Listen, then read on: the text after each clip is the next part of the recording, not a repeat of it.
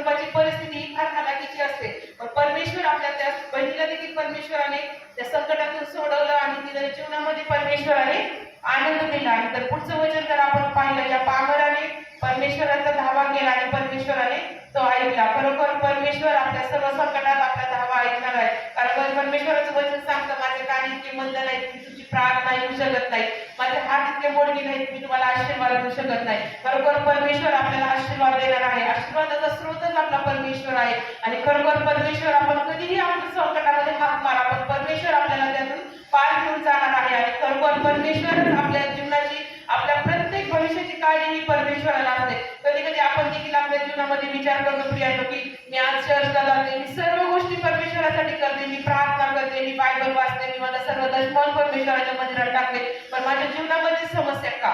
पण खरोखर परमेश्वर म्हणतो, तू भिवू नको, मी तुझ्या बरोबर आहे. आणि खरोखर परमेश्वर आपल्या सर्व संकटातून, आपल्या नातेवाईकांनी जरी आपल्याला सोडलं, पण परमेश्वर आपल्याला कधी सोडणार नाही.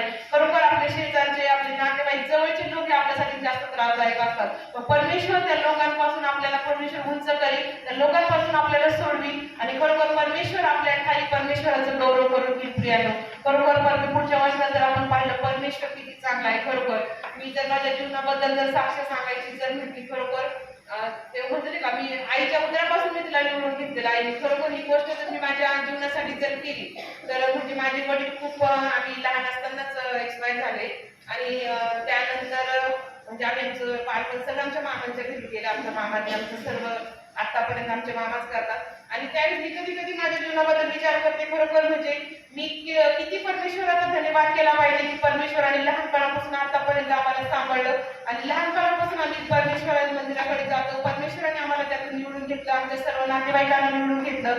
आणि खूप म्हणजे त्यावेळेस आमचे मामा पण विश्वासात नव्हते. आम्ही त्यावेळेस फादरच्या चर्चला जायचो, पण आमच्या मामांचं तारण झालं, आमच्या तारण झालं. आणि खरोखर परमेश्वर पिढ्यानपिढ्यांना आपल्याला आशीर्वाद देतो. अत्यंत देखील परमेश्वराने त्यांचं तारण केलं असेल, ते सर्व नातेवाईक ख्रिस्तामध्ये ऐकून मी परमेश्वराला धन्यवाद देते.